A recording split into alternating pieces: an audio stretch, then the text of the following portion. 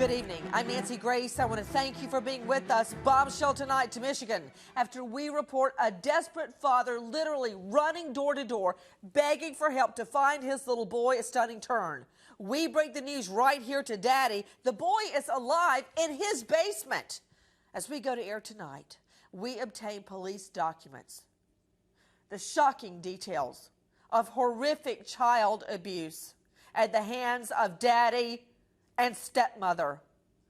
We want justice for this little boy. I had no idea when I came across the article of the dad looking for his son door to door that this would open up a can of worms that would result in proving not a father desperate to find his child, but a father who allegedly abuses his child along with the stepmother in a horrific manner.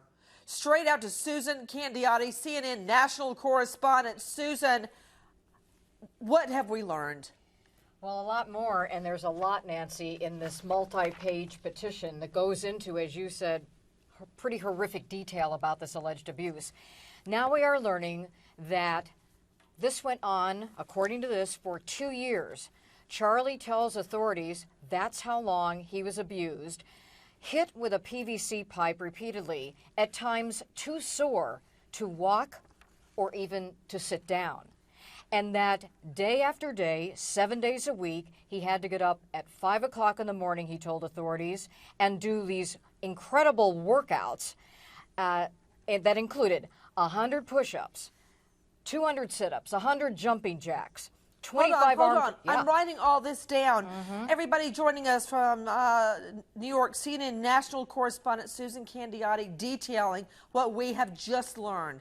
We have obtained the written documents from police that detail exactly what little Charlie Bothell told police. Remember, he was going for that criminal forensic interview. What we have found out is so upsetting. We found out that the father, according to little Charlie, would beat him until the skin on his little behind would tear open and bleed. That this child, that this father you're seeing right there, according to the child, forced him to do 5,000 reps or turns on an elliptical, and at night 4,000. If he wouldn't do it, he would be beaten with a PVC pipe so brutally his buttocks, the skin, would crack open and bleed.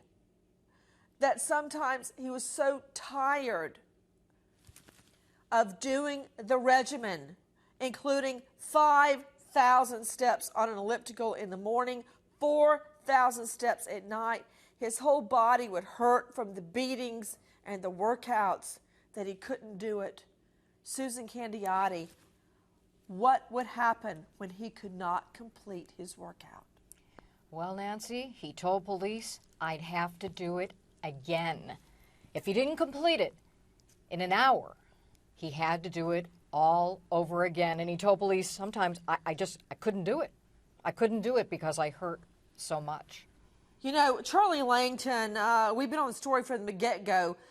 Me, Susan Candiotti, and you joining me from WWJ News. And Susan was starting the telling of it. There's 5,000, I call them reps, but steps on the elliptical in the morning, 4,000 at night. What else did they force the boy to do? Well, okay, Nancy, according to these documents, it's 100 push-ups, 200 sit-ups, 100 jumping jacks, 25 arm curls on each arm with a 25-pound weight. And as Susan said, if you don't do it under an hour, you've got to do it again. And that was twice a day. And he was threatened if he didn't do this. And that's right in these documents. It was so painful. The child was beating. This is new to us now. He was beaten on his butt, his feet, his chest, his head, his thighs, his sides, his arms. I mean, if that's not abuse, I don't know what is.